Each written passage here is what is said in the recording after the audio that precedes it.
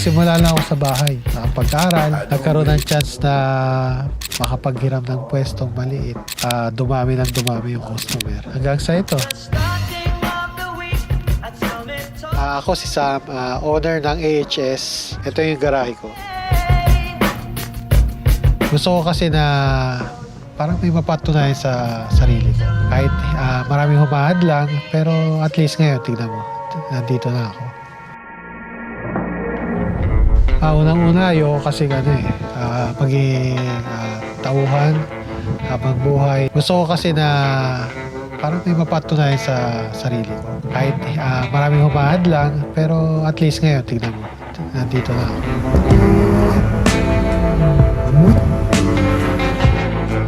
Nagsimula kasi yan, syempre, paglalaki tayo, mahilig tayo sa mga motor, sasakyan. Tapos nung pumunta ako sa Japan, yung tatay ko kasi nakikita mo ano yung hilig ng parents mo, mahilig sa sasakyan. Hanggang sa nahawa na ako, basta kahit ano makita ko sa sasakyan, kinakalikot ko. Hanggang sa yun, naisip ko na bakit hindi ko gawing pagkakakitaan to, ganito ginagawa ko. Unang-una lang talaga, gusto ko lang talaga yung maintenance, tire change, hanggang sa syempre hindi mo mamalayan kasi depende talaga sa lugar yan na kung sino yung mga pupunta sa'yo. Hanggang sa nagsimula na akong dumami yung customer ko, mga naka-modified. So kailangan syempre mag-a-adjust ka dyan. Kailangan mo pag-aralan kung ano yung mga gusto ng customer mo sa lugar mo, pumupunta sa'yo. Yun ang kailangan mong pag-aralan lahat. So, habang tumatagal, nag-e-evolve ka. Hindi ko naman sinabi na lahat ng tao nagsimula sa marunong na lahat. Siyempre, magsisimula ka sa lahat na nasa baba ka.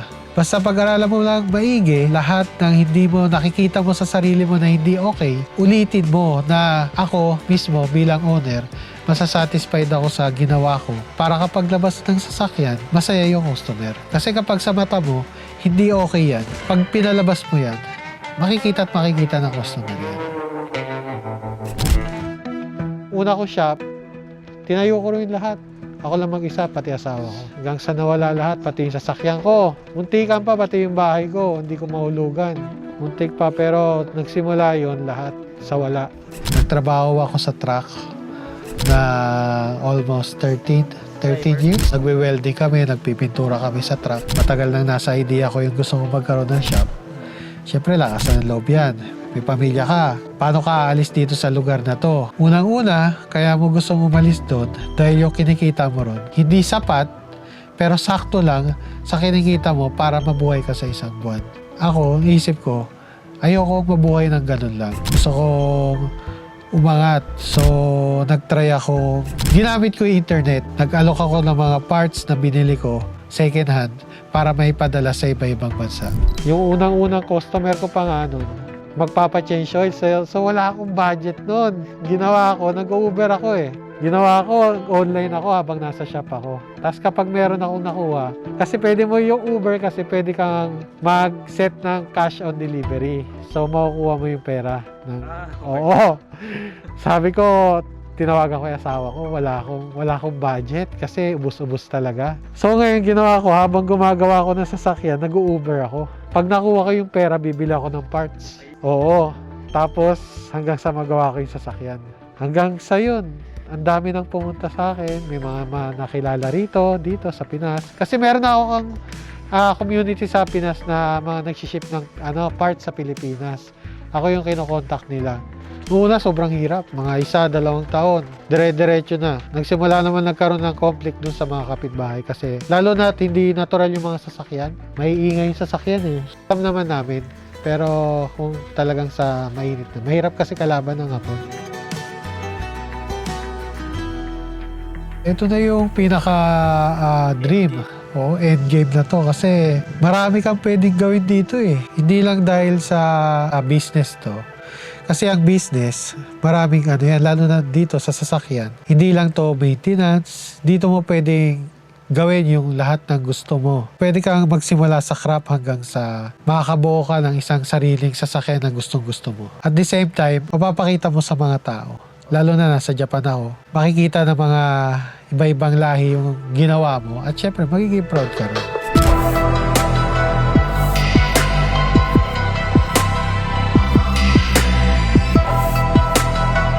Yung mga ginawa namin na pininturahan, kami nagpiprep, tapos kami nag-base, tapos kami rin nag-coat, kami tumapos.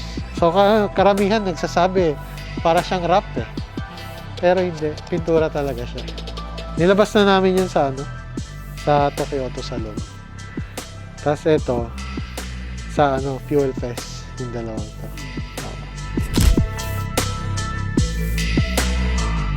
Kasi yan eh, mahilig din kasi ako mag-design eh. So ngayon, tinignan ko kung gaano kalaki to. May purpose kung bakit ko siya dito nilagay. Dito ko hinarang to. Gusto ko maging komportable yung mga space na gagalawan ko. Siyempre, hindi katulad sa first na pagtatrabaho namin doon sa unang shop. Siyempre, makikita mo ro kung sana nandito to. Sana dito ko na ipwesto to. Tsaka sana ganito kalaki to. Doon ko na vision na kapag naglipat ako, ganito lahat ang gagawin ko. Eto para dito, kung saan siya pipwesto lahat. Dinrawing ko siya talaga. Pero ito, dito yung magiging fabrication namin ng mga body kit. Kasi bala ko sana, kasi malaki na to eh. Pwede na kaming gumawa ng panibago. Sariling kit, sariling brand. Bumper, fenders, lahat dyan. Tapos, doon kami magmumolde ng sasakyan. Tapos, paint booth, dito yung gawa ng sasakyan. Bali, ito yung isang lifter, magdadagdag pa kami ng dalawa. Bali, tatlong lifter, pakonti-konti. Tapos maglalagay kami rito sa gitna ng alignment.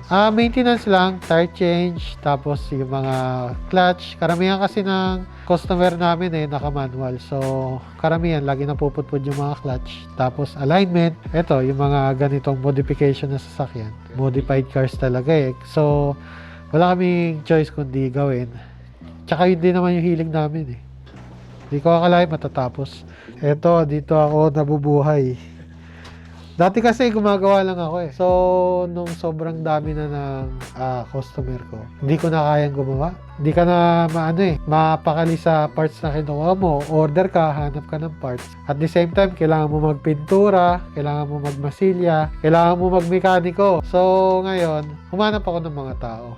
So, ngayon kasi sa Japan kasi, hindi ka pwede order na tatawag ka lang eh. Kailangan fax eh. Hindi sila papayag ng email. Kailangan fax talaga. So ngayon, hirap kami. Walang telepono ngayon, walang kuryente, walang tubig. Pero kailangan mo pa rin tapusin, gagawa ka ng paraan. Ngayon ko lang na patunayan na talaga pag meron kang gustong gawin, talagang paghihirapan at paghihirapan mo. Pagka ginusto talaga ng Panginoon sa'yo, talagang bibigay talaga sa'yo. Lahat naman ng negosyo kasi merong struggle time. At saka, hindi naman talaga laging okay. Minsan walang customer, minsan meron. So, kailangan mo lang maging ready lagi. Hindi ko naman sinasabi na successful na ako ngayon. Doon ka rin papunta. So, kailangan mo tignan yun. Yung success para makapunta ka. Kasi pag laging negative ang iniisip mo, walang mangyayari sa'yo. Kapag ka naging kampante ka, talo ka sa uli. Okay ka na dyan eh. Hindi mo iniisip na meron pang mas magiging okay. Hindi mo naman kailangan maging mataas ha. I mean, huwag kang tumigil sa pangarap mo. Andito ako, marami ako naiisip. Tulad sa sasakyan. Hindi lang maintenance ang kailangan mong gawin. Marami kang pwedeng gawin dyan. Katulad niya example na lang. Sa isang sasakyan, pag mahilig ka sa sasakyan. Kapag gusto mo i-modify ang sasakyan mo, hindi ka matatapos sa gusto mong palitan sa sasakyan mo. Kasi hilig mo yan eh. Minsan may makakikita ka na lang na nakakakilala sa'yo nang hindi mo kilala. Nakakatuwa. Masarap sa piling. Oo. Siyempre matutuwa ka at the same time mahihiya ka dahil isipin mo sino ba ako. Kilala rin ako. Pero hindi ko naman iniisip sa sarili ko na may shop ako ganito, ganyan. Although hindi naman lahat ng tao nagugustuhan yung gawa ko. Pero meron pa rin babalik sa'yo. Tsaka hindi naman siguro ako makakapaggawa ng ganito kung hindi marami nagtiwala sa akin eh. Kaya masasabi ko na rin yun na kahit nagsimula ulit ako sa umpisa, tingin ko success pa rin yung nangyari sa akin. Ako si Sam, owner ng AHS Garage at ito ang ikwento ko.